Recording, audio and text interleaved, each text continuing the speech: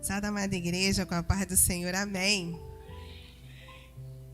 Pois é, uma responsabilidade, né? Trazer a palavra, colocar no coração, deixar fluir. E eu vou confessar para vocês, eu fui mãe 3 vezes e eu ficava grávida e eu achava o máximo a barriga mexer, tudo aquilo, mas na hora que eu tinha que ir para o hospital, era o que eu estou sentindo aqui agora. Entendeu? Uma sensação assim, um desconforto, né? Eu acho que toda mulher passou por isso. Meu Deus, como é que vai sair? Como? Eu fiquei 9 meses ali gerando, mas como é que vai sair? Então é essa sensação que eu estou sentindo nesse momento, né? Coração acelerado e pedindo a graça de Deus sobre a minha vida e sobre a vida de vocês. Pastor, quando fez o convite, eu aceitei e eu agradeço a Deus pela vida dos nossos pastores. Eu agradeço pela confiança, né, depositada sobre a minha vida. E eu agradeço vocês também de estarem aí hoje me ouvindo. E a gente vai aí conversar um pouquinho sobre a palavra de Deus. Estamos estudando a série da carta das igrejas, né? As 7 igrejas da Ásia. Está lá em Apocalipse. Apocalipse é um livro da revelação. Apesar de, quando fala em Apocalipse, a gente lembra o quê? Destruição, pavor, né? Mas Apocalipse é o livro da revelação. É o livro que o cristão precisa olhar, estudar. E não é fácil não, tá? Porque é um livro cheio de símbolos. E uma coisa quer dizer uma coisa, outra coisa quer dizer outra coisa, e a gente não acha que aquilo é aquilo. Eu jamais ia pensar que chifre era reino. Você ia poder imaginar que chifre era reino? Mar é mundo. Mas são as simbologias que o Apocalipse ele traz, esse livro. E é rico, porque aqui está definindo o que nós não vamos passar, porque se Deus quiser nós estaremos na glória, mas uma parte sim. E nós precisamos entender enquanto cristãos. Então, essa série, o pastor perguntou assim, qual igreja você gostaria de falar? Semana passada, Maraísa falou sobre Laodiceia. Vocês lembram qual era a característica da Laodiceia? Não lembram? Então, Laodiceia era uma igreja que não era nem quente, nem morna, nem fria. Ela era morna. E aí, Deus, ele não se agrada, porque Deus, ele gosta das coisas certas. Essa coisa de intermediário, ele não aceita. Então, como ela era uma igreja morna, isso dá o quê? Vocês já tentaram tomar aquela água? Eu já tomei para emagrecer, gente, uma água morna de manhã. Deus me livre, fiquei enjoado o dia inteiro. Porque eu caí nessa besteira, né? De falar, tem que tomar água morna de manhã em jejum para emagrecer. É a pior coisa que existe. Então, a igreja de Laodiceia era assim. E Deus falou, olha, eu vou te vomitar, porque é uma igreja morna. E a gente aprendeu isso na semana passada. E aí eu escolhi a igreja de Éfeso. Porque, assim, se a gente lê as 7 cartas, eu me vejo nas 7 cartas. E eu me corrijo nas 7 cartas. Porque tudo aqui tem um pouquinho da gente. Eu fico pensando como Deus, ele é assim, ele ama tanto a população. Porque, olha, quando foi escrito? O Apocalipse foi escrito lá no ano de 96, depois de Cristo. Nós já estamos em 2022. E as cartas estão aqui, ainda ardendo no meu coração, por aquilo que Deus se agrada e por aquilo que eu preciso me corrigir. Deus não é fantástico, gente? Ele projetou tudo. A gente não nasceu à toa. Se você pensa que você nasceu porque você vai ser modelo da revista ou porque você vai ser o milionário, está equivocado. Você nasceu porque existe um propósito. E esse propósito é adorar a Deus. Esse propósito é ser servo dele, é ser instrumento dele, por onde quer que vocês andem. Então existe tudo na terra, tem um pouquinho, né? Uma certeza, um princípio. E aí, eu escolhi a carta de Éfeso. Se a gente for lá pensar no contexto, a igreja de Éfeso, ela era uma igreja que ela tinha muitos princípios, tinha muitos valores. Se a gente for pensar, ela era uma igreja muito conservadora, dentro daquilo que ela foi gerada. Até porque ela foi gerada lá por Priscila, Áquiles, Apolo, Timóteo, que foram os discípulos de Paulo. Então era uma igreja, Paulo ele sempre foi muito rígido na fala dele. Ele sempre colocou os princípios a 1000 anos-luz, né? Então era uma igreja que ela tinha embasamento do que era servir a Deus. E olha, não era fácil servir a Deus naquela época. Hoje, nós somos impactados sobre o dia a dia. Mas naquela época, não era fácil, não. A história diz que, no ano de 54, surgiu um imperador chamado Nero. Nero era um imperador que ele era muito jovem. Então, em 54, ele sobe ao trono. Começa a imperar. Quando, 10 anos depois, em 64, depois de Cristo, Nero olha para Roma e fala assim, vou mudar isso aqui. Tem condições de ficar mais bonito. E faz o quê? Taca fogo em Roma. Olha que loucura. Mas Nero fez isso. Ele era um imperador que ele não tinha condições mentais para governar. Porque como vai tacar fogo? E a história diz que foram 10 cidades. Das 14 cidades, 10 incendiaram. E foram 6 dias pegando fogo e 7 noites. Gente, imagina como deve ter sido naquela época o cheiro de pessoas pegando fogo, a carne queimando é um cheiro ruim. Aqueles pozinhos de quando solta no fogo, que é horrível, que agora eu me esqueci o nome, mas todo mundo sabe. O calor, porque era muito tempo. 6 dias e 7 noites é muito tempo pegando fogo. Mas Nero fez isso porque ele queria construir uma Roma diferente, né? E aí, desses 4 lugares que não foram incendiados, essas 4 cidades, a maior parte delas estavam os cristãos. Olha, desde a história lá de Noé, de Moisés, a gente vai ver que nós, o povo que serve a Deus, nós somos preservados de alguma forma. Se a gente vê as 10 pragas, o povo de Deus não era atingido pelas pragas, porque estavam guardados pelo Pai. Aqui também, 4 cidades, tudo cristão. E aí Nero olha e fala, que isso, um monte de crente? Como é que é isso? E aí ele fica meio preocupado, porque ele era muito vaidoso. E crente, ele ora. Crente fala, eu sou crente. Eu sirvo a Deus, eu não baixo o meu preço. Você pode trazer qualquer coisa, mas eu não vou baixar meu preço, porque eu tenho um Deus. E ele queria ser o Deus da época, porque o imperador queria ser o próprio Deus. Tanto é que ele faz coisas loucas para que as pessoas o adorassem. Então Nero foi uma pessoa muito ruim, né? Muito ruim. Mas Nero, ele acaba se suicidando anos depois.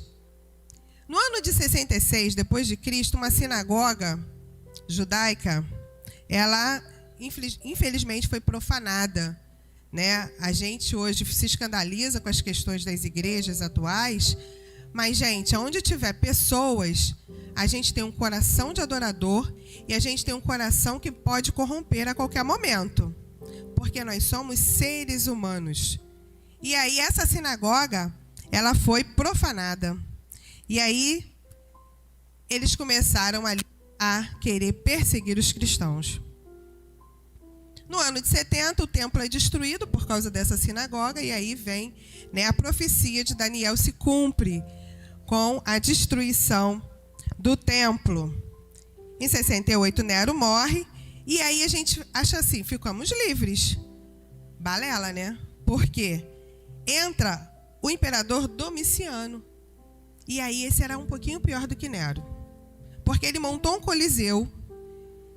E aí o coliseu era uma praça de atrações. E quem era o protagonista dessa praça, gente? Os cristãos. Foram 100 dias de festa. E os cristãos é que eram mortos nesse Coliseu. Imagina quantos dos nossos irmãos morreram por não negar a fé. Já se pensaram? Já pararam para pensar como isso foi difícil servir a Deus naquela época? Deus me livre, se pega a Júlia ou o Lucas ou o Pedro, eu vou falar: Senhor, tenha de misericórdia. Eu me coloco no lugar deles. Mas eu não sei qual vai ser a minha reação se o cara falar: não, eu vou sacrificar eles. Eu não sei qual vai ser a minha reação. Mas essas pessoas não negaram a fé. 100 dias de festa e um coliseu, somente os nossos irmãos ali sendo mortos.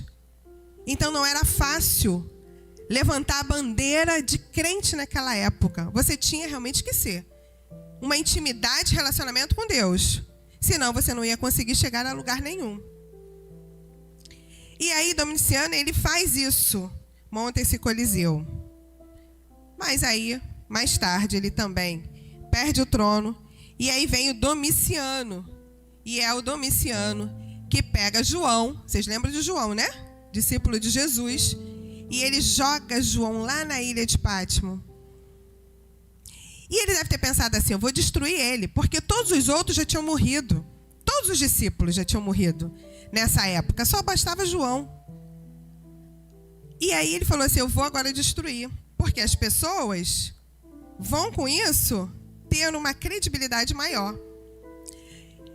E aí a gente pensa que os nossos caminhos, quando nós passamos com maior dificuldade, com maior atrocidades, a gente acha que é para o fim. Mas é o renovo de tudo. Porque João, quando é jogado na ilha, existe uma intenção para ele de morte. Mas o que ele faz? Ele é simplesmente usado por Deus para escrever o Apocalipse e todas as cartas das 7 igrejas. Olha só, de uma coisa mal se tornou muito bom. Porque hoje eu sou edificada por aquela maldade que ele achou que era. Então, meu irmão, se tu está passando aí um problema difícil, sabe, perseguição no seu trabalho, perseguição na sua família, você simplesmente aumenta seu relacionamento com Deus. Porque é simplesmente no deserto é que nós desenvolvemos as melhores armas, as melhores estratégias. Imagina só a gente ir para um deserto, gente, com um sol danado, e a gente não tem um chuveiro para tomar banho. Automaticamente o nosso organismo, ele começa a sofrer mutações para aceitar aquele sol. Então a gente vai começar a resolver a nossa história no deserto de forma diferente. Então são os desertos da vida que vão trazer para você condições de inovações. Se a gente pensar aí, há 2 anos atrás, o Covid, ele veio assim exterminando, né? Dizimando a sociedade. Pessoas quebrando, pessoas sem emprego. Mas quantos empresários foram levantados? As pessoas vendiam bolinho na cidade. E bolinho, hoje eles são empresários, conseguiram pagar aluguel e refazer a sua história. Ou seja, no momento de dificuldade, tem pessoas que pensam: opa, tá tudo escuro aqui, mas eu vou resolver essa história de outro jeito. Peraí, deixa eu pensar, deixa eu respirar. E aí ele muda o caminho de uma tal forma que você fala: como é que ele conseguiu? Poxa, né? Então, aqui, João, ele foi jogado na ilha de Pátimo. Mas Deus usou ele grandemente. É óbvio, né, gente? João tinha um relacionamento com Deus e ele não perdeu esse relacionamento com Deus. Ele aumentou o relacionamento com Deus e a intimidade na ilha de Pátimo. Então é isso que nós precisamos entender. Eu preciso ter um relacionamento com Deus todos os dias. No dia da bonança e no dia da adversidade. Porque o dia mau chega para todo mundo. Não existe bonito ou feio, rico ou pobre. O dia mau vai chegar para todo mundo. Mas a diferença é como nós vamos atravessar esse dia mau. Quem vai estar ao nosso lado? Como nós vamos desenvolver? Éfeso, ela era uma cidade, vamos colocar assim, o centro do Rio de Janeiro, era mais ou menos Éfeso. Por quê? Porque Éfeso, ela tinha a estátua de Diana e Artemises, é a mesma pessoa, né? Alguns chamavam de um nome, outros de outro. Mas era o templo dela, que era a deusa da fertilidade, que atraía muitas pessoas para aquela cidade. E ela ainda tinha uma vantagem que era portuária, ou seja, tinha mar, tinha porto. Então era onde tinha comércio, onde tinha dinheiro. Era o Rio de Janeiro. Todo mundo quer ir ver o Cristo Redentor. Nessa época, todo mundo queria ir no templo da deusa Diana. Porque algumas pessoas queriam ter filhos, outros queriam conhecer a deusa. Aquele monumento. Hoje a gente tem igrejas também, né? Locais que as pessoas vão em busca, fazem romarias e é um ponto turístico. Então, Éfeso, e dentro das 7 igrejas da Ásia, ela era a igreja que era o ponto, era a cidade que era o ponto turístico. Então, assim a gente conhece. Porém, aquela população era uma população que, por causa da deusa e por causa de outras coisas mais, era um povo muito idólatra. Era um povo que vivia na mistiçaria, ou seja, tinha pessoas feiticeiras, eles faziam ocultismo. Então, era um local com devoções a outros deuses. Não aceitava muito o evangelho, né? Não aceitava muito o evangelho. Então, é nesse contexto que João escreve a carta para Éfeso. Porque o dia a dia, gente, acaba trazendo a corrupção para dentro da igreja, né? Não a igreja, porque a Bíblia se refere à igreja, pessoa, coração. Mas a igreja, templo, porque aqui reúne várias pessoas. Nós temos várias pessoas que vêm em busca de ajuda. A gente vai ter a prostituta, o assassino, a gente vai ter o pedófilo. Tudo isso as portas estão abertas para todo mundo, porque a transformação vem do alto. A gente vai ter a pessoa que é dependente química, a gente vai ter também as pessoas que querem uma mudança. E estão todas sentadas dentro da igreja do nosso lado, porque as portas estão abertas para todo mundo. E a gente precisa entender isso. Nós precisamos estar com as portas abertas para todos. Ou seja, vinde a mim, todos vós que estão cansados, todos. Ou seja, a gente não vai fazer essa distinção. Quem vai fazer essa distinção é o próprio pecador, é o próprio indivíduo, a partir do momento que ele não se deixa ser libertado por Deus. Consegue entender? Mas com isso, todo mundo vindo, algumas pessoas vão buscar a Cristo e outras vão trazer costumes do seu dia a dia. Então a gente tem uma igreja de princípios, que era a igreja de Éfeso, mas uma igreja fortalecida, porque eles tinham uma personalidade forte e eles lutavam contra muitos valores da época. Eles não baixavam o preço. Então, por exemplo, eu estou aqui falando da palavra de Deus. Se fosse a igreja de Éfeso, eles estariam ali conferindo tudo que eu estava falando perante a Bíblia. Porque eles tinham esses princípios. Não poderiam ser enganados. Eles não deixavam ser corrompidos por ventos de doutrina. Tinha que ser aquilo que Paulo tinha colocado dentro do coraçãozinho deles. Eles tinham entendido isso. Então era uma igreja fechada. Eu posso considerar uma igreja madura na fé. Madura na fé. E aí a gente vai ler sobre essa história, que está lá em Apocalipse 2. Em Apocalipse 2. Vocês já receberam uma carta? Quem já recebeu uma carta? Gente, olha só. Pouquíssimos, né? Na realidade, os adolescentes receberam nada. Vocês nem sabem o que é uma carta. Nós, né, Gi, a gente escrevia carta com papel perfumados. A gente ia lá no correio. A gente não tinha? Jerusa também acho que tinha. Né? Você tinha? Tinha aquela pastinha com papel de carta perfumado que a gente escrevia. E a gente ia lá no correio e colocava lá e esperava dias para chegar, dias para retornar. Gente, era uma coisa assim, será que eu vou ter resposta, né, daquela amiga? Será que eu vou ter resposta? Será que ela recebeu? Será que aquele namorado recebeu? A gente tinha essa inquietação. Hoje não, hoje o pessoal faz por e-mail, em 1 minuto todo mundo recebe. Você imagina o carinho de Deus para com a população. Jesus, ele escreve as cartas.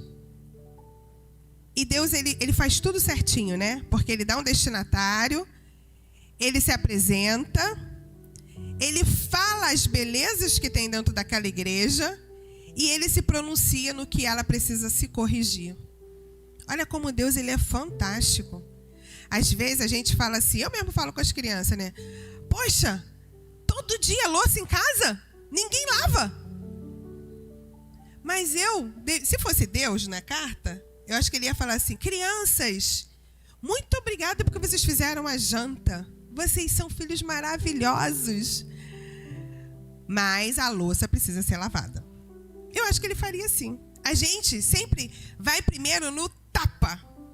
Ele não. Ele coloca quem ele é, para quem ele vai falar e como aquela igreja era bela. Mas tinha um erro para ser corrigido. Ele também não abriu mão, porque Deus, ele é amor, mas ele é fogo consumidor também. As pessoas hoje, eles acabam interpretando as coisas equivocadas, né? Deus, ele ama o pecador, mas ele abomina o pecado. Mas quem peca é o pecador. Ele ama o homem, mas o pecado ele não ama. E isso ele é realmente um Deus maravilhoso para poder fazer essa disserção aí, essa divisão. Então a carta é escrita dessa forma. Escreve ao anjo da igreja que está em Éfeso, ou seja, tem um destinatário aqui, né? Tá passando aí? Éfeso 2? Então, tem um destinatário aqui. Ele escreve para o anjo da igreja. Quem é o nosso anjo hoje? Naquela época também era o líder, era o pastor. Porque o pastor, gente, ele não é qualquer pessoa. Primeiro, ele é chamado, ele é preparado para que ele seja o instrumento vivo, sabe, nas mãos de Deus. Então, Deus, ele usa e fala. E esse é o anjo, a gente tem que respeitar. A gente tem que ouvir. Né? Então, ele coloca aqui, escreve ao anjo da igreja que está em Éfeso. Isso diz aquele que tem nas suas destras as 7 estrelas, que anda no meio dos 7 castiçais. Eu sei as tuas obras, e o teu trabalho e a tua paciência, e que não pode sofrer os maus, e puseste à prova o que dizem ser apóstolos, e o não são, e tu achastes mentirosos. E sofrestes e tens paciência, e trabalhaste pelo meu nome, e não te cansaste. Olha só que espetáculo, né? Ele se apresenta que ele é o Deus Todo-Poderoso e que tudo está sobre as mãos dele, quando ele coloca aqui dos 7 castiçais. E ele fala sobre essa igreja. Eu tenho visto tudo que vocês têm feito. Tudo. Tudo que vocês têm feito, eu estou vendo. Até nos dias de hoje, ele continua dessa forma. Tudo que você faz, Deus, ele vai te ver e ele vai guardar isso e ele vai aprovar isso. Ou ele vai falar, Meire, corrija aqui para se ajustar um pouco mais. Mas ele vê tudo, gente. Quando o salmista Davi fala, sonda-me, ó Deus, e conhece o meu interior, isso é verdade. Você pode subir no monte, você pode estar embaixo de uma coberta, você pode estar sozinho dentro da tua casa, mas aquilo que você faz no secreto, Deus está te vendo. E ele está te olhando. E ele simplesmente, ele fala, filho, eu estou aqui, pede a minha ajuda. Você pode corrigir isso daí. Você pode simplesmente se elevar desse lado. Então Deus, ele vê tudo. E ele via aquela igreja fazendo as boas obras. Era uma igreja que fazia de tudo. Dava comida, cuidava dos enfermos. Era uma igreja que dizimava. Era uma igreja que ia para as ruas atrás das pessoas. Era uma igreja que tinha muito amor. E a palavra amor é uma palavra pequena, né? Tem 2 vogais e tem 2 consoantes. É muito pequena. Mas no reino espiritual, a palavra amor tem um peso muito grande. Muito grande. E às vezes a gente banaliza. A gente fala, eu te amo. Porque é fácil falar eu te amo. Mas viver o eu te amo, nem sempre a gente consegue. Não consegue. E eu vou falar para vocês como não consegue. Houve uma época em que eu fui assaltada, em um mês, eu fui assaltada 3 vezes. De 15 em 15 dias, o mesmo cara entrava no ônibus e fazia o mesmo ritual. E eles são cruéis, né? Porque eles fazem uma violência sonora, eles fazem uma pressão sobre a sua vida. Você não sabe, não tem como se enfiar dentro do ônibus em lugar nenhum. Não tem como você sumir. É muito ruim essa pressão dentro do ônibus. E aí, um dos últimos assaltos, eu falei, meu Deus, por que ele não morre? Devia morrer. E aí, gente, eu fui impactada logo adiante, porque ele desce do ônibus e eu falei, meu Deus, porque assim, ele não tirou nada de mim. E eles são muito cruéis com os homens. Mas nós mulheres, eles são mais tranquilos. Mas tinha um senhor que ele ficou tão nervoso, que ele pediu aliança, ele tentou arrancar a aliança e ele começou a arrancar a unha. E ele começou a sangrar. O senhor, ele não sabia que aquilo não era uma aliança, era uma unha. Porque ele estava muito tenso, porque eles fazem isso. O meu amigo que trabalha, ele foi acordado levando pancadas, porque ele estava dormindo e ele não atendeu o comando do assalto. E isso é muito ruim, porque isso te deixa no chão. Rouba todos os seus valores de cidadão do Estado, todos os princípios que você tem. Sua vontade é de fazer assim, shh, e um raio, e ele cair, né? E eu falei isso, porque eu vi tão indigno o rapaz, o senhor. Falei, por que ele não morre? O terceiro assalto é o mesmo cara. E aí eu fui impactada e falei, meu Deus, cadê o amor? Porque o Espírito Santo de Deus falou na minha vida. Falou, olha, você precisa orar pela vida dele. Existe uma alma ali. Existe uma mãe que chora por ele. Existe uma esposa que espera por ele. Existe um homem que está tomando atitude por algum motivo, que eu não sei se foi necessidade ou se foi uma regalia, porque as pessoas vão em busca dessa vida porque eles têm uma necessidade ou porque eles acham fácil a vida. Mas eu, enquanto igreja, jamais poderia ter feito esse desejo. Porque eu proclamo o amor, eu preciso amar. Mas doeu na minha carne. Aquela pressão toda, indo trabalhar, acordar às 5 horas da manhã e aquele rapaz fazer isso. E ainda falar pra gente, me dá o celular aí, porque eu tô trabalhando. Eu falei, tá? E eu desejei isso. Que feio. Morri de vergonha depois, quando o Espírito Santo falou, você devia pregar mais a palavra de Deus. Se ele está aí, é porque eu nunca fui lá na comunidade contar a historinha para as crianças. Eu não fui lá na comunidade ensinar a tocar o violão para as crianças. Eu não fui lá tentar mostrar o Jesus que eu tenho aqui. Porque a gente acaba, gente, vivendo dentro da igreja e achando que essas pessoas têm que vir aqui. A gente está equivocado, está errado. Eles não vão vir aqui. Eu preciso ir lá. Eu preciso ir lá falar do Deus que eu sirvo, a vida que eu tenho, para que eles possam estar aqui. Olha só a inversão de valores. E eu pedi perdão para Deus. Então, gente, eu amo. Naquele dia eu fiquei envergonhada. Descobri que eu não amava, porque eu desejei a morte de um ímpio. E a Bíblia diz que Deus, ele gosta, ele ama, né? Ele tem prazer na morte do justo e não do ímpio. Então eu não podia ter desejado aquilo. Fiquei com vergonha. Horrível isso. Mas eu me tratei. Por isso que eu falei que as 7 cartas estão dentro de mim. E todos os dias eu falo, ai, Meire, tem que corrigir isso. Ó, Deus vai te vomitar, hein? Ó, cadê o amor? Né? Todos os dias eu tenho que fazer isso. É uma luta diária comigo mesmo. Mas a gente vence pela vontade de Deus. E essa igreja, ela amava. Ela dizia que amava. Né? Se a gente continuar aí no 4, Jesus fala assim, tenho, porém, contra ti que deixaste o primeiro amor. Lembra-te, pois, de onde caíste e arrepende-te à prática das primeiras obras. Quando não, brevemente a ti virei e tirarei do seu lugar o teu castiçal e não te arrependeres.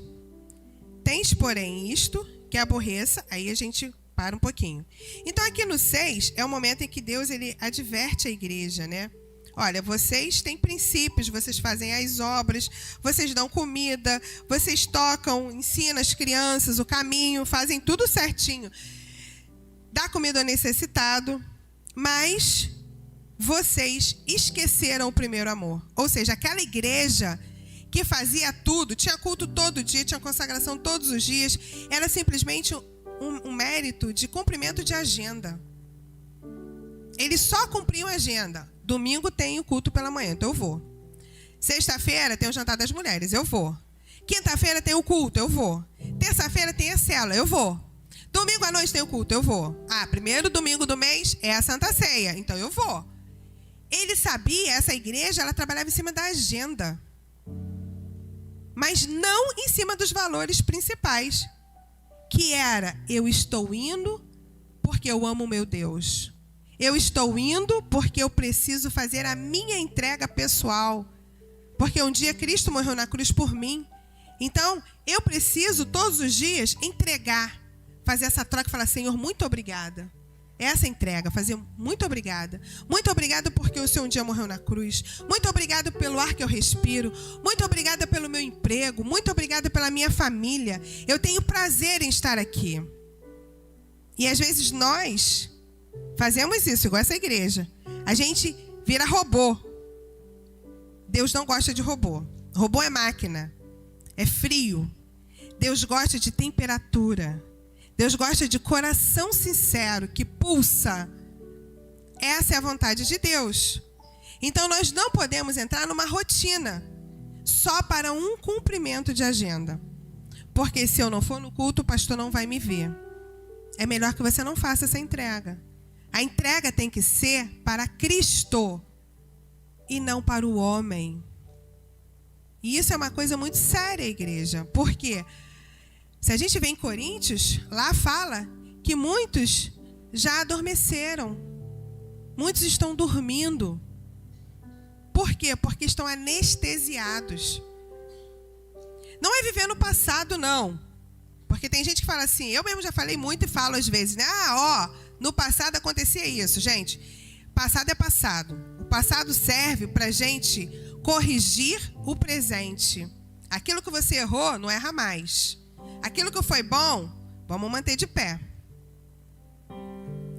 Mas nós precisamos fazer uma entrega perfeita.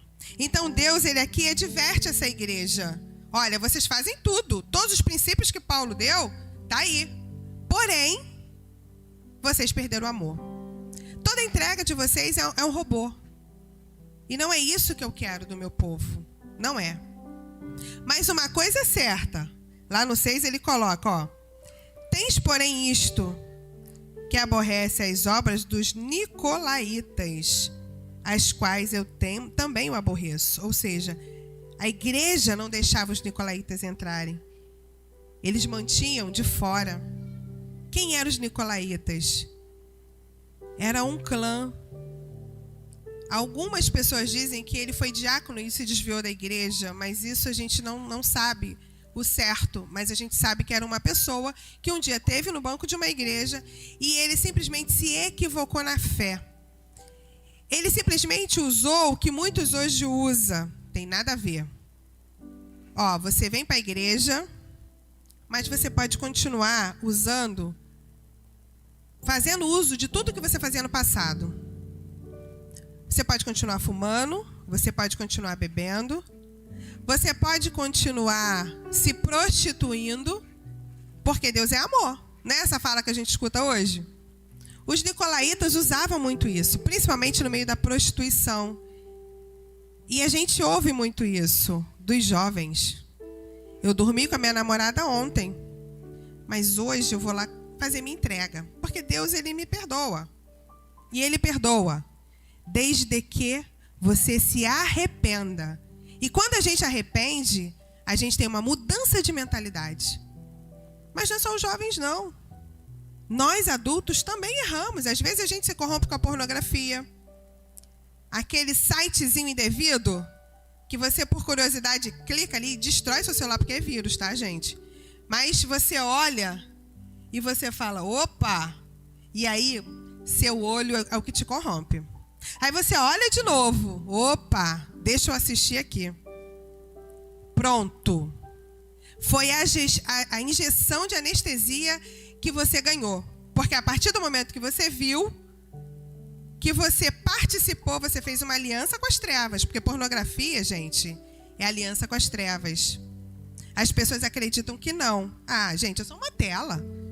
A minha mulher está lá dormindo, eu só estou vendo um filme. O que tem de mais? Isso é uma sessão demoníaca.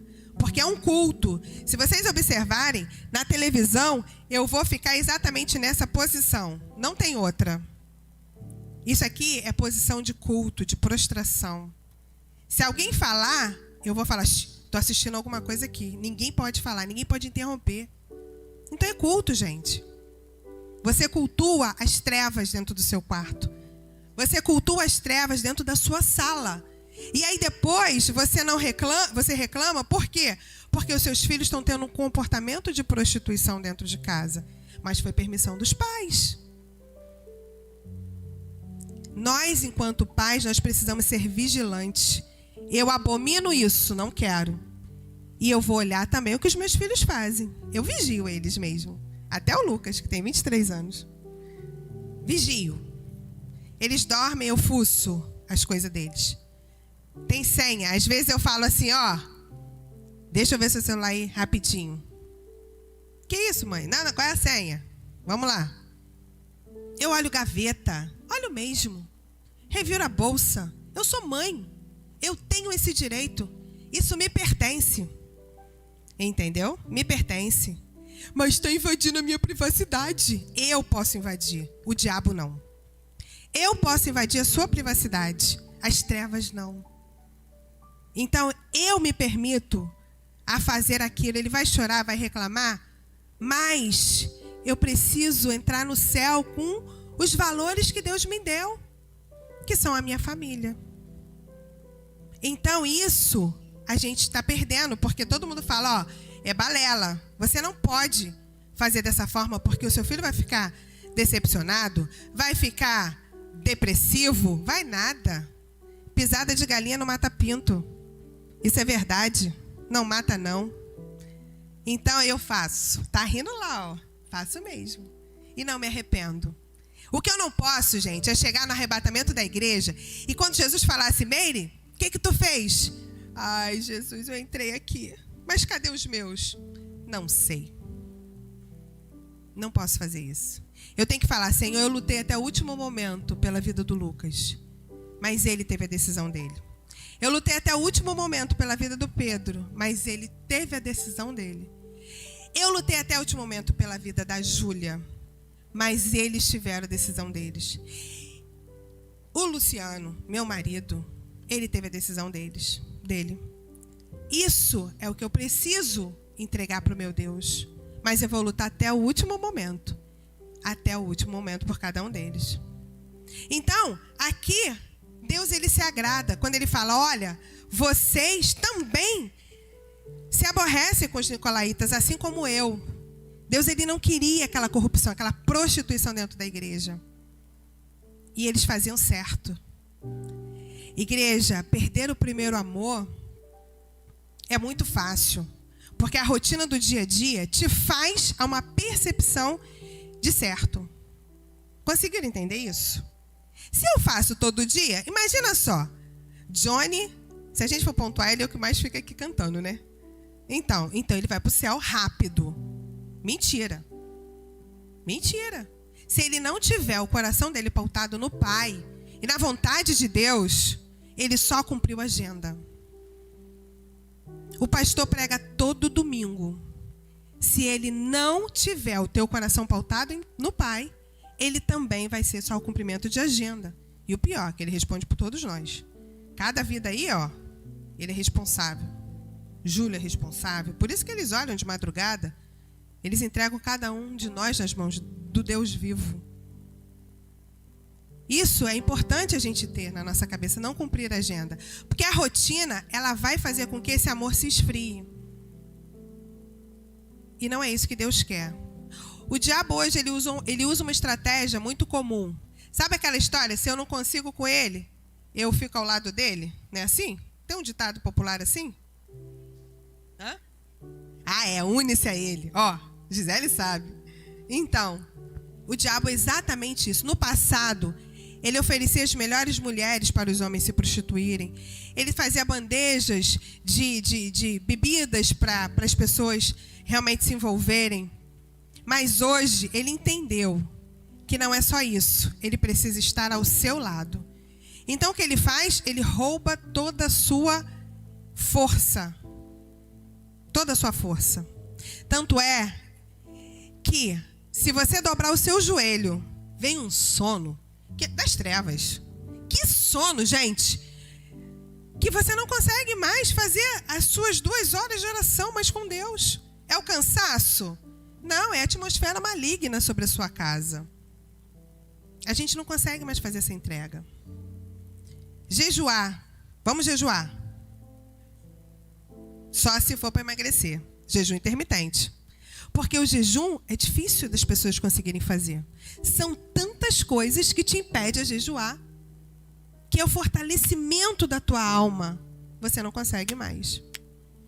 Ler a palavra, gente, quer dormir? É ler a palavra. Você passa uma noite vendo um filme, mas quando você começa a ler, escreve o anjo da igreja que está enfermo, tu dorme. Que sono! E é um sono gostoso, pesado. Você chega a babar em cima da Bíblia, se for o caso. Então, o diabo, ele sabe que ele vai te unir, porque ele estando ao seu lado, ele consegue sugar a sua energia, sugar a sua força. Olha que terrível. Então, gente, não vamos baixar nosso preço, viu? Princípios.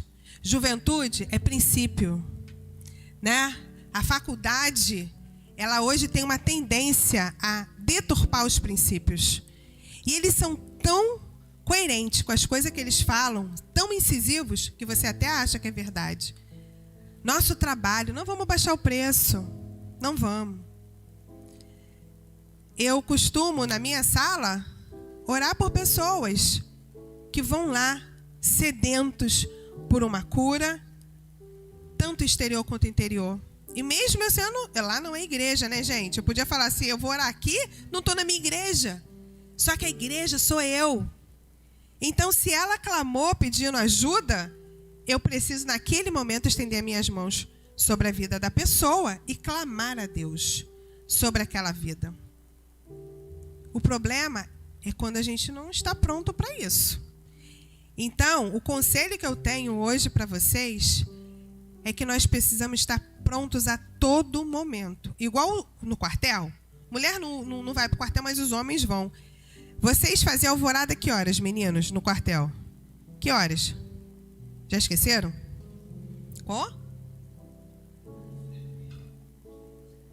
4, 5 horas da manhã. O pessoal é obrigado a levantar. 4, 5? Então, 5 horas da manhã, eles tocam aquela corneta, né? E vocês têm que tomar banho gelado. Vocês têm 5 minutos para tomar banho e se arrumar e estar de pé, porque senão vocês têm que pagar a prenda. Ainda mais se for milico. Não é isso, gente? Então, nós somos soldados de Deus. Então, nós somos instrumentos na terra. Precisamos estar pronto todo momento. Porque a gente não sabe quando é que a gente vai ter que orar para um demônio ser expulso. A gente não sabe quando é que a gente vai ter que orar para aquela enfermidade sair. A gente não sabe quando é que a gente vai ser chamado para que o anjo da morte seja repreendido e aquela vida se converta. A gente não sabe, então a gente tem que estar pronto a todo momento. Não tem relógio? Então, a gente tem que estar pronto a todo momento. E o primeiro amor tem que estar de pé em nossas vidas. Sempre de pé. Nunca pela rotina, mas sempre de pé. Amém, igreja? Ninguém dormiu, eu vi. Olhei daqui porque a minha voz é macia, mas graças a Deus, louvo a Deus pela vida de vocês, porque ninguém dormiu, né? Então é sinal que vocês prestaram atenção. Vamos orar? Vamos cantar.